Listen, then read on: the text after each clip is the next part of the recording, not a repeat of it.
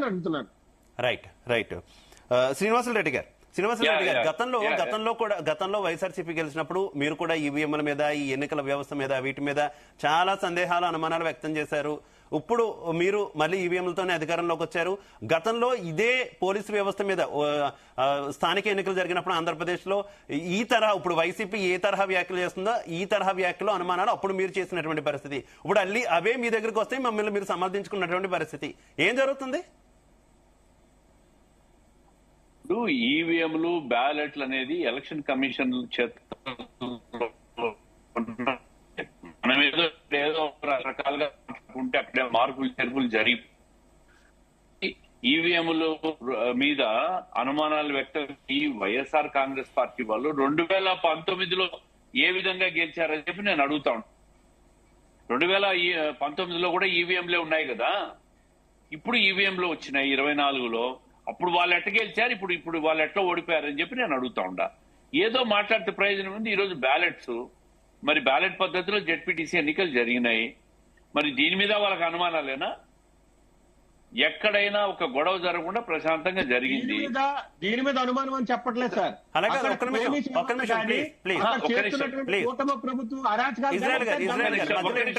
Please continue చేద్దాం. అంత complete అయిన కంప్లీట్ అయ్యాక when I got an opportunity, let me speak. Then when you get an opportunity, you speak. నేనేమంటున్నాను, 2020లో ఇదే స్థానిక సంస్థల ఎన్నికలు జరిగినప్పుడు వైఎస్ఆర్ కాంగ్రెస్ పార్టీ రాష్ట్ర వ్యాప్తంగా ఏ ప్రక్రియతో ఎన్నికల్లో గెలిచింది, ఎన్ని చోట్ల ఎంత పర్సెంటేజ్ ఇనానిమస్ అయినాయి? 80 to 85% ఇనానిమస్ గా ఎన్నికలైనారు.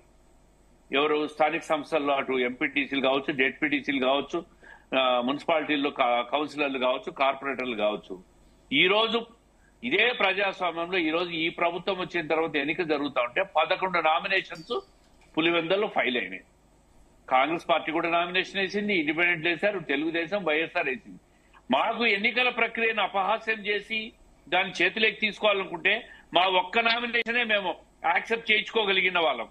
కానీ ప్రజాస్వామ్యం మీద నమ్మకం ఉంది కాబట్టి ఈ రోజు అన్ని నామినేషన్లు కూడా ఆమోదయోగ్యమై సజావుగా ఎన్నిక, ప్రజాస్వామ్య పద్ధతిలో ఎన్నిక జరిగింది.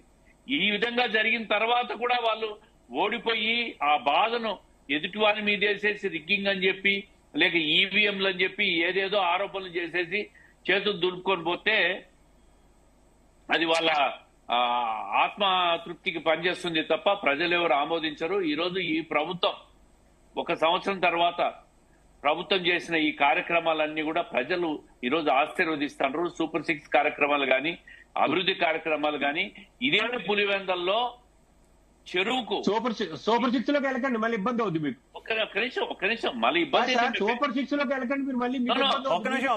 ఇజ్రాయెల్ గారు ఇబ్బంది వస్తే మేము ఫేస్ చేస్తాంలే, దానికి సిద్ధంగా ఉన్నాము. దాని గురించి, ఇబ్బందుల గురించి మాకెందుకు తెలియజేస్తారు? కడప జిల్లాలో పుట్టిన నేను 50 సంవత్సరాలుగా రాజకీయాల్లో ఉన్న కుటుంబం మాది. ఇబ్బంది అంటే మీ ప్రభుత్వానికి ఇబ్బంది అవుతుంది సార్. మీకేనట్లేదు నేను. సూపర్ 6 ఏ రకంగా అమలు పరుస్తున్నారని ప్రజలందరూ గమనిస్తున్నారు, ప్రజలందరూ చూస్తున్నారు. రాజకీయాల్లో గెలుపు ఓటములు సమానంగా జరుగుతుంటాయి, సర్వసాధారణంగా జరుగుతూ ఉంటాయి. ఎర్రబల్లి అని ఒక చెరువు ఉంది. ఆ చెరువుకు గతం నుంచి ఎన్నో ఏళ్ల నుంచి 15-20 సంవత్సరాల నుంచి నీళ్లు అడుగుతున్నారు ఆ రైతులు. ఇదే ఎన్నికల్లో మేము ఫేస్ చేసిన తర్వాత 48 గంటల్లో ఆ చెరువుకు నీళ్లు ఇచ్చే ప్రక్రియను పూర్తి చేశాం.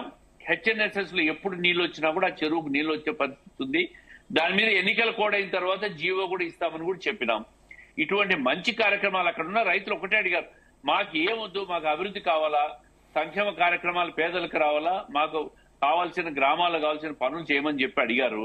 దానికి ఈరోజు ఆ చెరువుకు నీళ్లు ఇస్తే చాలని చెప్పి రైతాంగం అంతా అడిగింది. ఈరోజు వాళ్ళకి ఆ పని చేశాం. చేసిన తర్వాత వాళ్ళంతా సంతోషంగా, మాకు ఇన్నేళ్ల తర్వాత ఎవరు ఈ సమస్యను పరిష్కారం చేయలేకపోయినారు. 2 సార్లు ముఖ్యమంత్రి కోర్టుకైతే వైసీపీ వెళ్తామని చెప్తుంది, ఈసీకి కూడా కలిసి కంప్లైంట్ ఇస్తామంటున్నారు. అవినాష్ రెడ్డి గారు అయితే కంప్లీట్ గా ఈ ఎన్నికను రద్దు చేయాల్సిందే, రద్దు చేసి కేంద్ర బలగాల సమక్షంలో మళ్ళీ ఎన్నిక నిర్వహించాలంటున్నారు. ఒప్పుకుంటారా? మేము కూడా 2020లో ఇదే ఎన్నిక జరిగినప్పుడు ఇదే తిరుపతి బై ఎలక్షన్ జరిగినప్పుడు పార్లమెంట్ ఎన్నిక కూడా మేము కూడా కేంద్ర బలగాల ఆధీనంలో జరగాలన్నా, స్థానిక సంస్థల ఎన్నికలు కూడా అదే విధంగా జరగాలన్నా మరి ఈ ప్రభుత్వం, గత ప్రభుత్వం జరగనిచ్చింది అవన్నీ. ఇప్పుడు ఊరికే డిమాండ్ చేయడం కాదండి. 11 నామినేషన్లు పడనిచ్చిన తర్వాత మేము అధికారంలో ఉన్న మేము అన్ని నామినేషన్లు పడనిచ్చిన తర్వాత ఈరోజు ప్రజాస్వామ్యబద్ధంగా ఎన్నిక జరగలేదని ఏ విధంగా మాట్లాడతారు వాళ్ళు? పులివెందులలో ఒక ఇన్సిడెంట్ జరిగిందా? ఎక్కడైనా ఒక బూత్ లో రప్చర్ అయిందా? ఒక దొంగ ఓటును మీరు పట్టుకోగలిగారా?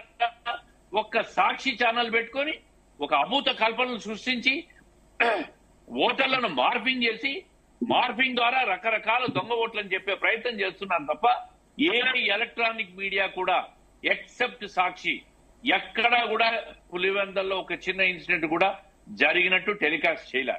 ఈరోజు మమ్మల్ని ఆశీర్వదిస్తున్నారు, మమ్మల్ని ఆహ్వానించారు పులివెందుల ప్రజలు. 40 సంవత్సరాలు తెలుగుదేశం పార్టీ, 40 సంవత్సరాల తర్వాత తెలుగుదేశం పార్టీ ఈరోజు ఎన్నికలకు వస్తే మమ్మల్ని ఖచ్చితంగా గెలిపిస్తామని చెప్పినారు. ఈ ప్రభుత్వం చేస్తున్న మంచి కార్యక్రమాలన్నీ కూడా వాళ్ళు స్వాగతిస్తున్నారు కాబట్టి ఎన్నికల్లో గెలవబోతున్నాం అంతే తప్ప మీరు రిగ్గింగ్ చేశారని, పోలీసులు పెట్టానని. నిన్న ఒక్క నిమిషం, నిన్న 5 లంచ్ మోషన్ పిటిషన్స్ చేశారు హైకోర్టులో. ఓటర్ల బదలాయింపు పైన, అరెస్ట్ల పైన. ఒక్క కేసులో కూడా హైకోర్టులో వాళ్ళకి రిలీఫ్ రాదు. మరి న్యాయం ఎవరి పక్క ఉందో వాళ్ళు ఒక్కసారి ఆలోచించాం.